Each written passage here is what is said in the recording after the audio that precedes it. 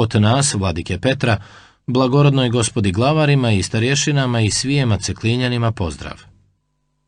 Ja sam vama i ljubotinjanima u toliko putah pisa i moje kalođere posila, moleći jedne i druge i zaklinjajući da se ne koljete, no sve moje molbe i zakletve ostadoše zaludnje i beskorisne, dokle eto bi toliko zla i krvoprolića na jednu i na drugu stranu. Pak ni to nije dosta što jedan drugoga koljete, nego svako ostalo zlo i bezakonije činite, ne bojeći se ni grehote ni sramote nikakve, nego i suviše toga klikujete druga plemena i druge ljudi, što više možete, da vi se pomognu klati i da oni jedni druge kolju. Da možete i Turke biste doveli i ne biste pomislili da bi to za vašu opštu nesreću i pogibelj vječnu bilo, samo da nasladite vaša srca vašim krvoprolićem i vašim bezakonijem i zločinstvom, a ne znate da sve sami sebe činite i jedni druge istražit nećete.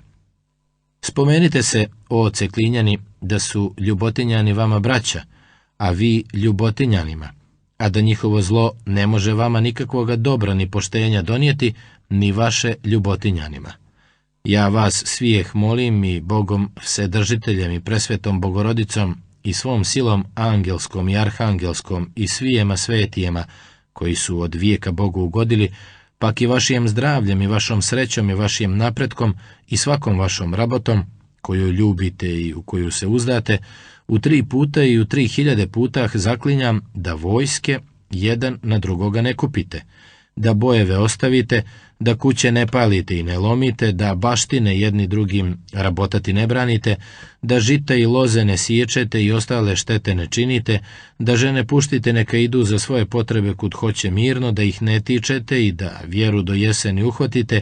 a poslije vjere, ako ne moga inako biti, strašno mi je i grešno reći, ali me nužda nagoni da rečem izvan mene i moje duše, mogu se osvete četama činiti bez kom boja o manje zla i krvoprolića.